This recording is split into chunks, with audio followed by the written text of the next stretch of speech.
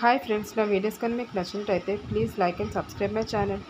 ఈరోజు నింటి నూరేళ్ల సావాసం సీరియల్లోని అరుంధతి ఆత్మ అమరేంద్ర శరీరంలోకి దూరి రణ్వీర్ రౌడీల్ని అందరినీ కలిపి శుభ్రంగా చెతక్కొడుతుంది.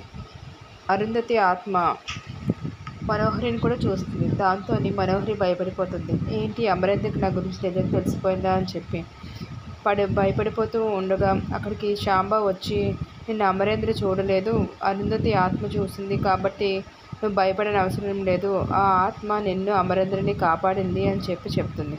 దానికి అరుంధతి ఆత్మ బాధపడుతూ ఉంటుంది, నేనా మళ్ళీ దీన్ని కాపాడానా అని చెప్పి. ఇక్కడ చూస్తే అమరేంద్ర ఇంట్లోని పడుకొని ఉంటాడు. అందరూ కలిపి ఏమైందని అనేసరికి లెగిసి, నాకేం జరిగిందో అసలు గుర్తు లేదు, ఏమైందో కూడా నాకు తెలియదు అని అనేసరికి బాగీకి రాథోడ్కి డౌట్ వస్తుంది.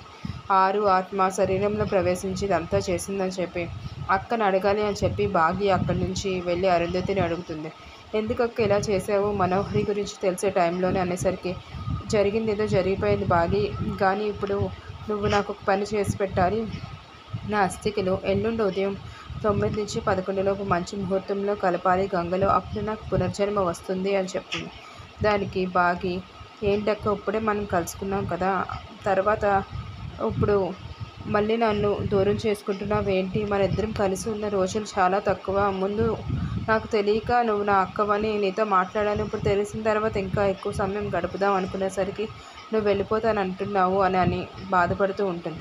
అప్పుడు అరుంధతి లోపల కూడా కుమిలిపోతూ, నీకు నేను చెప్పలేను బాగి, కాకపోతే నీకు ప్రామిస్ చేస్తున్నాను, మళ్ళీ తిరిగి నీతో వచ్చి నేను గడుపుతాను, నీతో నేను చాలా హ్యాపీగా చూసుకుంటాను అని చెప్పి ప్రామిస్ చేస్తుంది. దానికి ఇద్దరు అక్క చెల్లెలు చాలా బాధపడిపోతూ ఉంటారు. ఇక్కడ చూస్తే శాంబ అఘోర ప్లాన్ చేసి 6 అస్థికలు దొంగలించమని మందిరాన్ని పంపిస్తారు. మందిర దొంగలించి తెస్తుంది.